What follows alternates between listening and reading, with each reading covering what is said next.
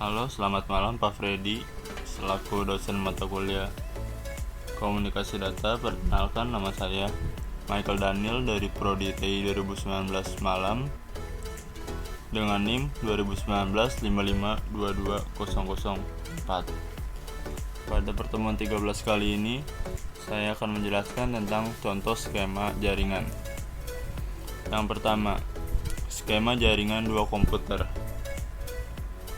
Jaringan yang paling sederhana adalah jaringan yang menghubungkan dua buah komputer.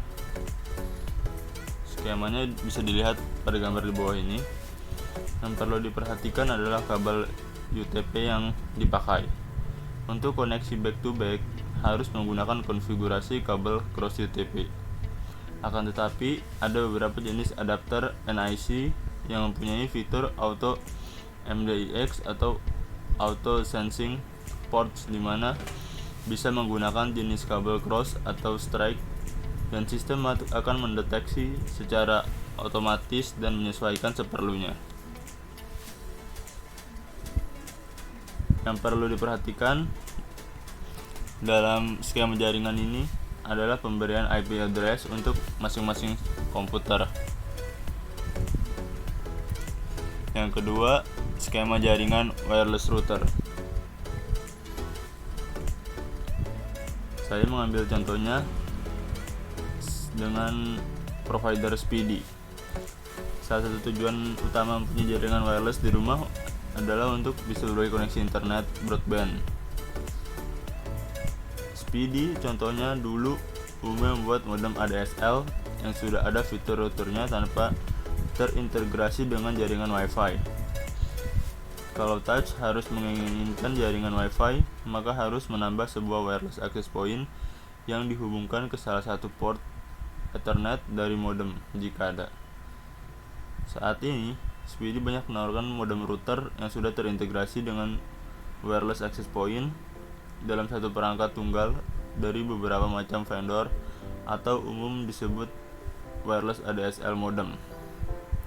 Contohnya Asus DSLN66U pada gambar berikut.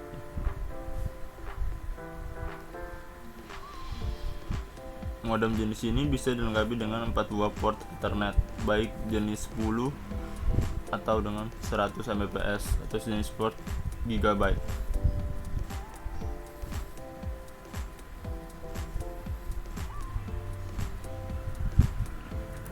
Yang ketiga, skema jaringan kantor kecil.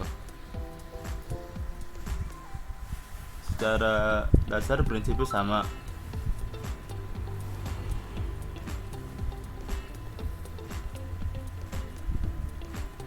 Diagram atau skema jaringan ini terdiri dari sebuah router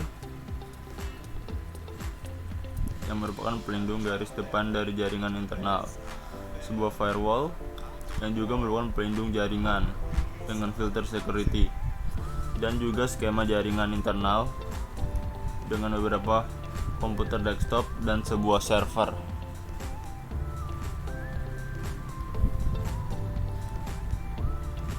Skema jaringan dalam suatu korporasi bisa digunakan untuk membantu dalam membuat suatu risk asset tentang titik-titik krisis yang perlu diberikan perhatian dalam mengantisipasi kemungkinan ada disaster.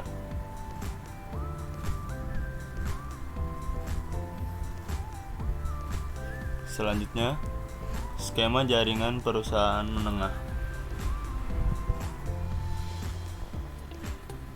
Beberapa server seperti file server DNS, Exchange server dihubungkan ke suatu switch Ethernet yang bisa dikelola atau manajemen switch, termasuk untuk kebutuhan koneksi Wi-Fi untuk melayani smartphone, laptop, dan tablet komputer lainnya. Diperlukan satu atau beberapa perangkat wireless access point atau WAP. Untuk skala jaringan menengah seperti ini, banyak menggunakan perangkat router dan firewall terpisah.